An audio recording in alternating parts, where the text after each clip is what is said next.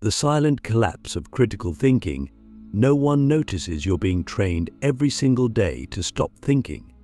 Not overtly, not with force, but slowly, silently, and in ways so subtle you don't even realize it's happening. This isn't a conspiracy theory. It's not about shadowy elites or secret agendas.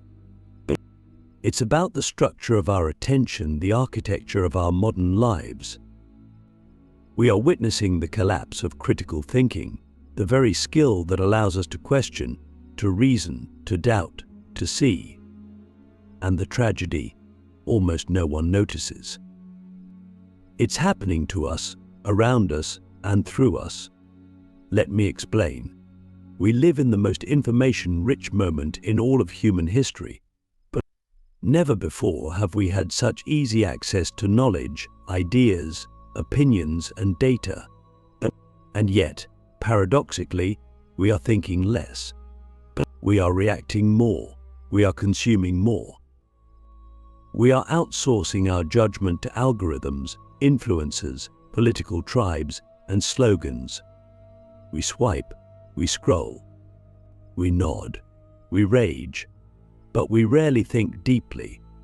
We rarely pause. We rarely interrogate what we're being fed. Why? Because critical thinking is hard. It's slow, and in a world addicted to speed, slowness feels like death. But here's the deeper philosophical point. Critical thinking isn't just a skill, it's a moral responsibility. It's the difference between living in a cage and living in the world. It's the difference between being a product of someone else's mind and being the author of your own. When you lose the ability to think critically, you don't just lose the truth. You lose yourself. And yet, we're being conditioned away from it through comfort, distraction, and passivity. Let's start with comfort. The psychological philosopher Erich Fromm once said, "Most people do not really want freedom, because freedom involves responsibility, and most people are frightened of responsibility. Critical thinking demands responsibility. It demands that you admit what you don't know, that you wrestle with complexity, that you reject easy answers. But comfort hates responsibility. Comfort wants certainty. It wants clean narratives. It wants to be right, not to search for what's true. So we gravitate toward echo chambers, toward people who think like we do, toward opinions that flatter our worldview. And slowly, thought dies, not with a bang but with a sigh of agreement. Click subscribe to this channel to get more topics you love. Now look at distraction. Our attention is the new currency. Every second you spend on a platform is a second that platform profits. But here's the catch. Attention thrives on novelty, not depth. Platforms don't reward careful reasoning. They reward outrage, aesthetics, speed, and certainty. You're not being shown what's true, you're being shown what's engaging. And engaging often means divisive. Engaging means shallow. Engaging means react now, don't think later. And so we become trained to skim, to judge, to scroll past nuance. And nuance, the lifeblood of critical thinking, vanishes. And then there's passivity. This might be the most dangerous of all. Because the moment we stop seeing ourselves as agents of our own understanding, when we surrender our judgment to others, we become passive consumers of belief. We no longer ask, "What do I think?" Instead, we ask, "What do they think?" and align accordingly. We become ideological mimics, parroting the rhetoric of our chosen side, convinced we've done the thinking because we've done the agreeing. But agreement is not thought. Conformity is not insight. So here's the real question. When was the last time you changed your mind about something that mattered? Not because you were pressured, but because you thought through it. You challenged your assumptions. You read the other side, not to mock it, but to understand it. Can you remember? Most people can't. And that's terrifying. Because the death of critical thinking isn't loud. It doesn't happen in debates or in disasters. It happens in the quiet moments when we choose comfort over curiosity, certainty over complexity, reaction over reflection. It happens every time we say, "I just don't want to deal with it." Every time we say, "That's just the way it is." Every time we assume we already know. And here's the philosophical twist. Without critical thinking, you are not you. You're a puppet, a product, a vessel for someone else's ideas. Because your identity isn't your name or your job or your style. Your identity is the quality of your thought. Who you are is how you think, what you question, what you're willing to rethink, reframe, and relearn. So when we say critical thinking is disappearing, we're not just talking about education or politics. We're talking about the erosion of selfhood, and of freedom, of the very capacity to live a meaningful life. But there's hope, because if this collapse is happening silently, it can also be reversed silently by you, in your own mind, in the way you read, the way you question, the way you speak. It starts when you pause before reacting. When you ask, "Is this true?" When you seek out complexity instead of fleeing from it. When you realize that being wrong is not a threat, it's a sign that you're still growing. And maybe that's the greatest act of rebellion in a collapsing world, to think for yourself, fully, fearlessly, and with integrity.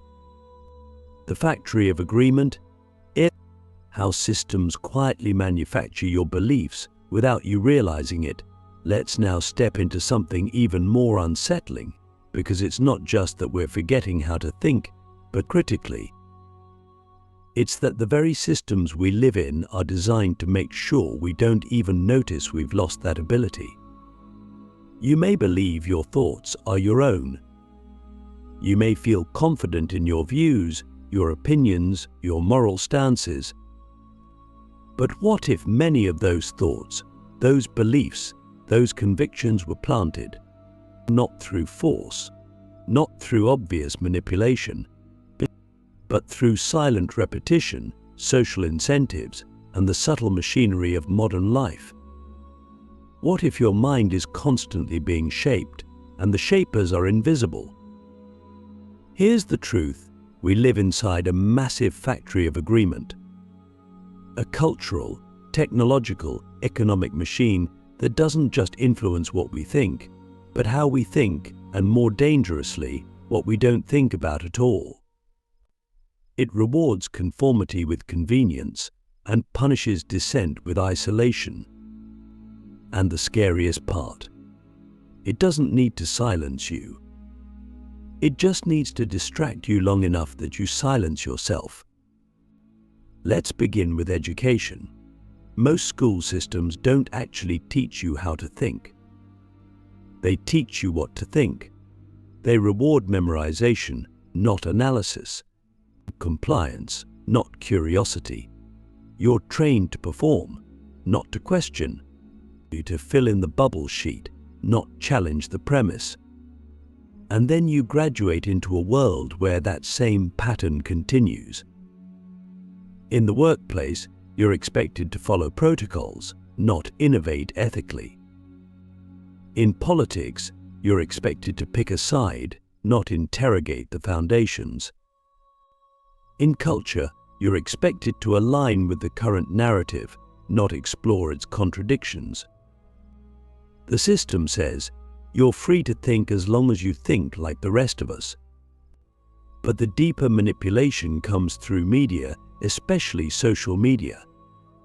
It's not just that you're bombarded with information, It's that the information is filtered before you even see it. Algorithms decide what you should care about, what you should be outraged by, what will keep you scrolling, engaging, reacting. And over time, this constant stream doesn't just feed your attention, it shapes your worldview. You begin to think certain issues are urgent, not because they are, but because they're trending. You begin to adopt emotional reactions that aren't really yours. You start to see reality not as it is, but as it's being curated for you. And then there's the terrifying effect of social reinforcement. The more you're surrounded by people who share your views, the more your beliefs harden, not because they're becoming more true, but because they're becoming more safe. Groupthink becomes a survival strategy. And slowly you stop questioning the ideas you were once curious about. You don't want to be cast out.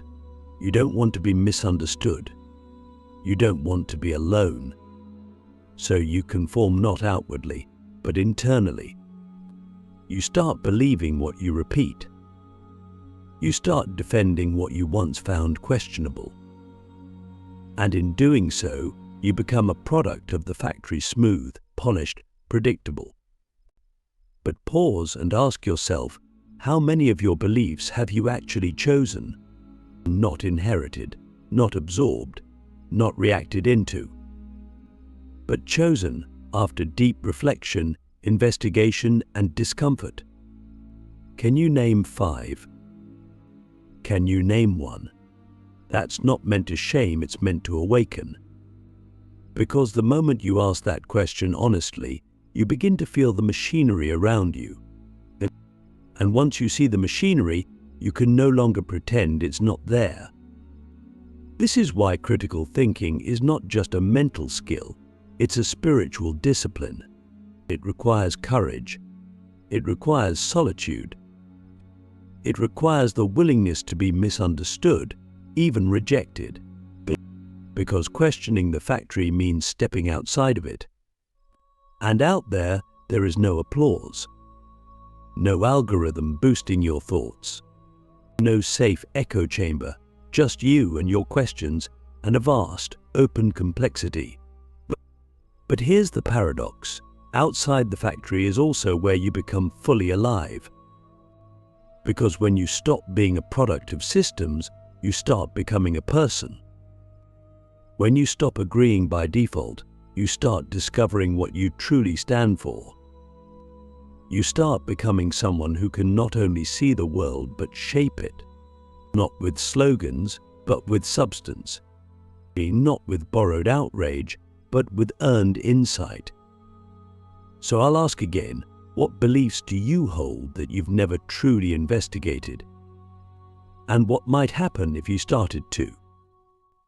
The death of questions, why curiosity is dying, and what that means for your freedom. There was a time when asking questions was a sign of strength. When the curious child wasn't just tolerated, but admired. When the philosopher was respected not for having answers, but for refusing to stop asking. But now we live in a world where questions, real questions, are quietly vanishing. Not because there's nothing left to wonder about, but because we've become conditioned to believe we already know. Or worse, that someone else knows for us. The death of curiosity is not loud. It doesn't come with sirens or censorship. It comes with apathy, with busyness, with the illusion of certainty. And with that death, your freedom follows. Let me be clear, when curiosity dies, freedom dies.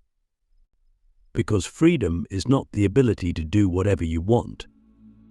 Real freedom is the ability to think beyond the frames you've been given, to challenge the assumptions of your age, to walk into the unknown and say, I don't know, but I want to find out. That is the beating heart of freedom. And that is precisely what society is slowly teaching you to abandon. Think about your daily life. When was the last time you asked a question you didn't already know the answer to? A question not designed to confirm your beliefs, but to stretch them. Most of us have been trained to ask questions only within safe boundaries. We ask questions that reinforce our identities, our ideologies, our group affiliations. But we avoid the existential questions, the ones that shake the ground we stand on. Why do I believe what I believe? What if I'm wrong? What am I missing? What is this life actually about? Instead, we opt for information over inquiry. We Google answers in seconds, as if speed is a substitute for depth. We assume that access to knowledge means we have knowledge. But access is not understanding, and answers are not wisdom. In fact, the more answers we accumulate without true questioning, the more disconnected we become from the soul of thinking itself.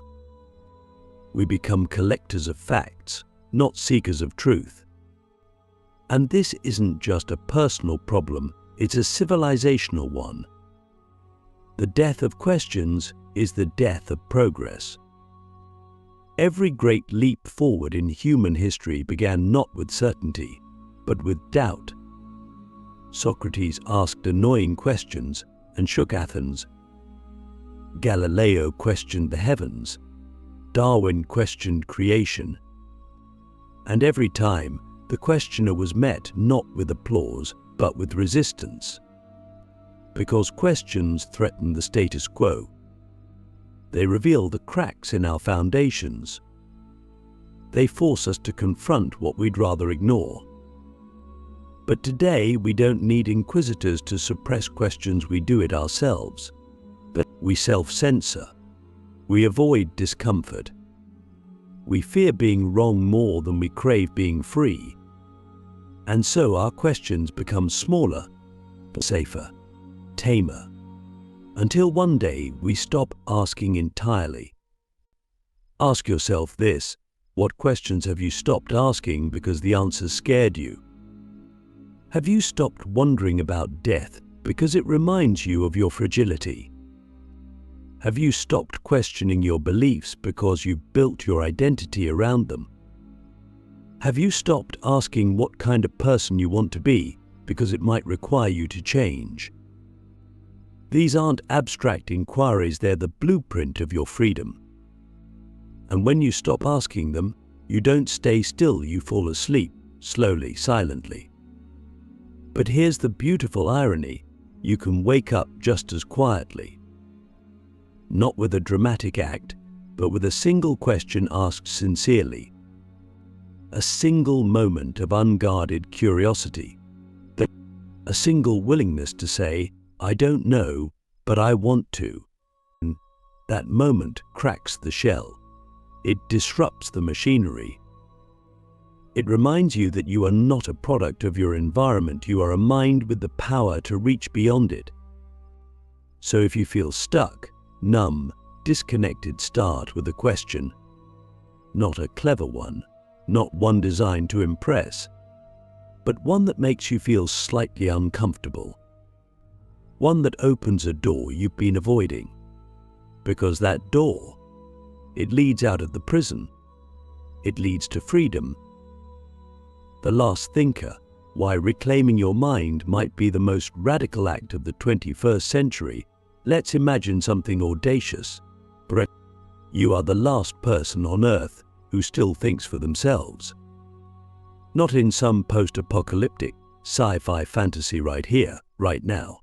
In a world where minds are increasingly shaped by trends, reactions, and algorithms, genuine independent thought has become so rare, it might as well be extinct. But if you can still step back, question, doubt, and reason deeply, if you can refuse to be absorbed into the mental machinery, then you are performing the most radical act of the 21st century. You are thinking. Why is that so radical? Because everything around you is built to discourage it. Our entire culture is engineered for mental outsourcing. We outsource morality to political tribes. We outsource purpose to influencers. We outsource truth to headlines. We even outsource identity to avatars, to brands, to ideologies. We are surrounded by noise, but starving for thought. Surrounded by content, but empty of meaning. And in that chaos, very few people notice that the most valuable thing they have, their own mind, is slowly being surrendered. But thought, real thought, is dangerous. It's disruptive. It's lonely. It often puts you at odds with the people around you. It forces you to face uncomfortable truths. And that's exactly why it must be reclaimed. Because every great shift in human history began with a thinker who refused to go along. Not because they wanted to be different, but because they wanted to be honest. And honesty, in a world built on illusions, is a form of rebellion. Reclaiming your mind doesn't mean becoming a contrarian. It doesn't mean rejecting everything popular or mainstream. It means refusing to believe or repeat anything until you've examined it for yourself. It means being willing to say, "I don't know," instead of pretending you do. It means resisting the pressure to always have a strong opinion, because strong opinions without strong reasoning are just noise in fancier packaging. But here's the catch. Reclaiming your mind is not just a philosophical position, it is a daily practice. It happens in the small choices, in what you choose to read, in how long you sit with a question before answering, in whether you pause before reacting, in whether you listen to understand or just to reply. It's in your willingness to be wrong, and to change, to evolve. And it's also in your courage to stand alone when needed. Because the more you think deeply, the more you'll find yourself diverging from your social group, from your timeline, maybe even from your own past self. That can feel like exile. But it's actually the beginning of something sacred, intellectual sovereignty. The ability to think freely without asking for permission. That freedom is rare and it's precious. So let me ask you, when was the last time you felt truly in possession of your own mind? Not influenced, not swayed, but grounded, clear, and self-directed. If that feels distant, don't panic. It's not gone, it's just buried. And the way back is through radical honesty, radical curiosity, and a commitment to slow thinking in a fast world. Because here's the truth, thinking is not just for philosophers. It's for you. It's for everyone who wants to live a life that is not borrowed, or a life that is not automated, a life that is not pre-scripted by someone else's agenda. And in a world that is increasingly addicted to conformity, the thinker, the real thinker, is the last rebel, the last spark, and the last hope. So be that spark, not because it's trendy, but because it's true.